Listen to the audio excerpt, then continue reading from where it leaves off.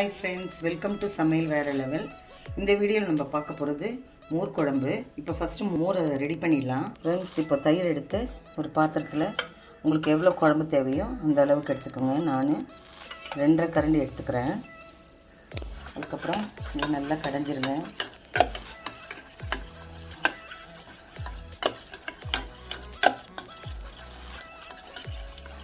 நல்லா கலந்துட்டு நான் இப்போ 1.5 டம்ளர் தண்ணி சேர்க்குறேன். உங்களுக்கு எவ்வளோ குழம்பு வேணுமோ அந்த அளவுக்கு. ஃப்ரெண்ட்ஸ், இப்போ மோர் ரெடி பண்ணிட்டோம். இப்போது எடுத்து வச்சு கொஞ்சம் மஞ்சள் சேர்த்துக்கலாம்.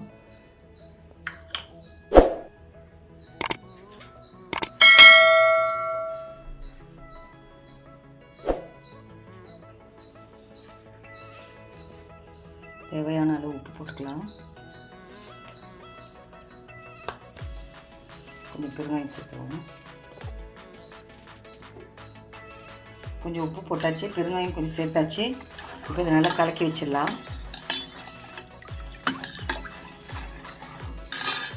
இப்போது இதுக்கு ஒரு மசாலா அரைக்க போகிறோம். அதுக்கு என்னென்ன தேவையான பொருள்னு பார்த்துடலாம். ஃப்ரெண்ட்ஸ், மசாலா அரைக்கிறதுக்கு தேங்காய், ஒரு பெரிய தேங்காய் பத்தை எடுத்து நறுக்கி வச்சுருக்கேன்.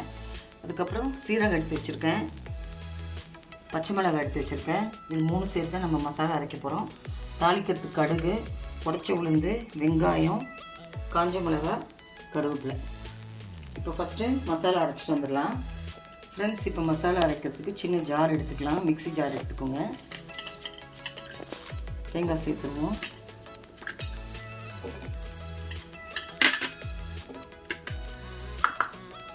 பச்சை மிளகாய் சேர்த்துடலாம்.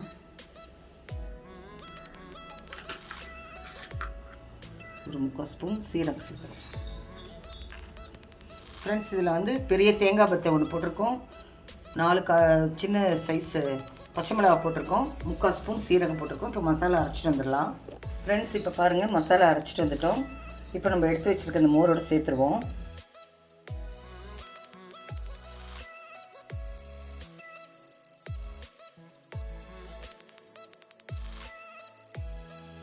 ஃப்ரெண்ட்ஸ், அரைச்சிட்டு வந்த மசாலா நல்லா கலந்துட்டு அதில் தாளிச்சிட்டு வந்துடலாம். ஃப்ரெண்ட்ஸ், அடுப்பை பற்ற வச்சு ஒரு பேன் வச்சுக்கலாம். பேன் காயிட்டோம். ஒரு டேபிள் ஸ்பூன் ஆயில் ஊற்றிக்கலாம். எண்ணெய் காஞ்சிருச்சு. கடுகு போட்டுடலாம்.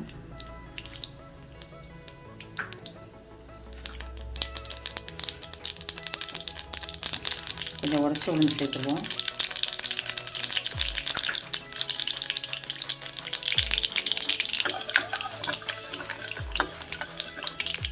காஞ்ச மிளகாய் போட்டுக்கலாம். அது கருவேப்பிலை சேர்த்துக்கலாம். அதுக்கப்புறம் அரிஞ்சு வச்ச வெங்காயம் சேர்த்துருவோம்.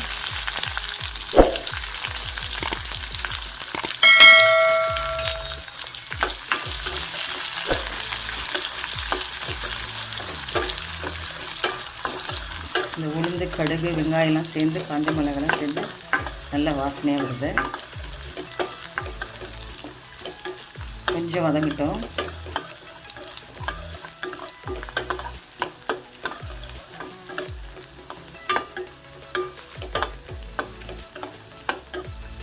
ஃப்ரெண்ட்ஸ், வெங்காயம் நல்லா வதங்கிருச்சு.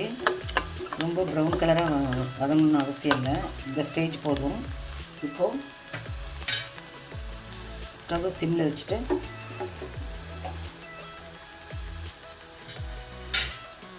மசாலாலாம் கலந்து வச்சு மோர் இருக்கு இல்லையா, அதுக்கு ஊற்றிடலாம்.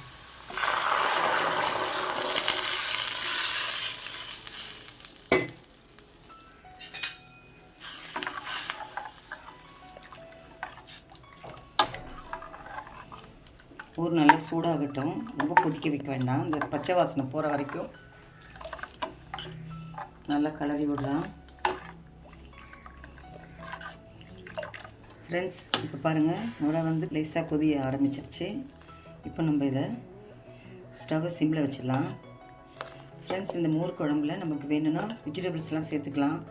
வெண்டைக்காய், பரங்கிக்காய், பூசணிக்காய், வாழைக்காய் சேர்த்துக்கலாம். வெண்டைக்காய் சேர்க்கும்போது நல்லா ஆயிலில் வதக்கிட்டு சேர்த்தோம்னா டேஸ்ட்டாக இருக்கும். இன்றைக்கி நம்ம வெஜிடபிள்ஸ் இல்லாமல் ப்ளெயினாக செஞ்சுருக்கோம். அதுக்கப்புறம் மசாலா அரைக்கும் போது கொஞ்சம் பச்சரிசி, துவரம்பருப்பு சேர்த்து கூட அரைச்சி செய்யலாம். இப்போ ரெடி ஆகிடுச்சு. ஸ்டவ் ஆஃப் பண்ணிடலாம். கொத்தமல்லி தழை போட்டு இறக்கிடலாம். அதுதாங்க மோர் குழம்பு ரெடி. இந்த வீடியோ உங்களுக்கு பிடிச்சிருந்தா லைக் பண்ணுங்கள், ஷேர் பண்ணுங்கள், கமெண்ட் பண்ணுங்கள். நம்ம சேனல் சமையல் வேறு லெவலுக்கு சப்ஸ்கிரைப் பண்ணுங்கள். மறக்காமல் பக்கத்தில் இருக்க பெல் ஐக்கானை கிளிக் பண்ணிவிடுங்க. மீண்டும் அடுத்த வீடியோவில் உங்களை சந்திக்கிறேன். தேங்க்யூ.